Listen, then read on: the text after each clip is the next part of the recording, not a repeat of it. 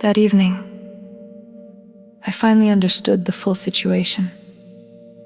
My husband and his group had originally planned to buy a boat to escape Vietnam together with their families. But during the process, he was arrested by Cambodian soldiers due to a misunderstanding in a pursuit operation. His friends took advantage of his absence. They immediately brought their wives and children onto the boat and fled to sea without him. When my husband was temporarily allowed to leave the detention area to buy supplies in the nearby market, he went to check on the boat. To his shock, he saw it had already sailed out into the open sea.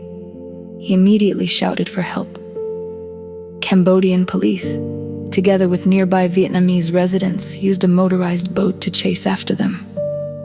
Warning shots were fired into the air, forcing them to stop and return. The group was brought back and later charged with fraud and theft.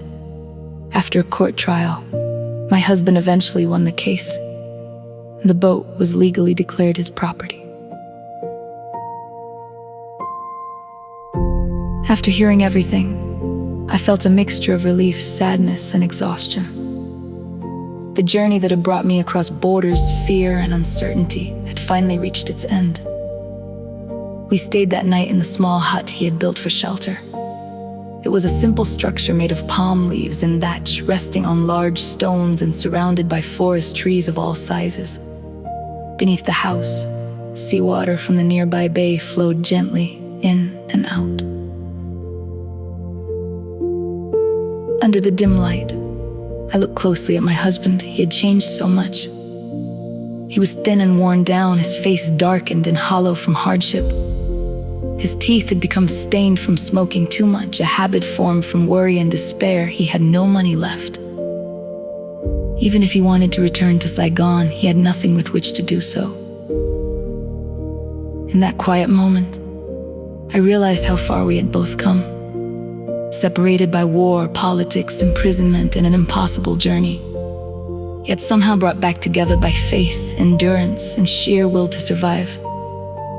We sat together in silence, holding on to each other's presence more than words. Outside, the world was still dangerous and uncertain, but for that moment, we were reunited.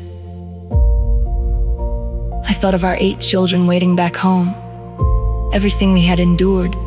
The fear, the separation, the risk of death was for them. As night deepened, I silently prayed once more. I thanked heaven, the Buddha, and Avalokiteshvara for guiding me safely through every step of this journey, for protecting me through unknown lands, and for bringing me back to my husband alive. The next morning, I understood that our struggle was not over. We were still trapped in a difficult place, with no clear way forward, no money, and no certainty about the future. But at least, we had found each other again. And that, for now, was enough to continue.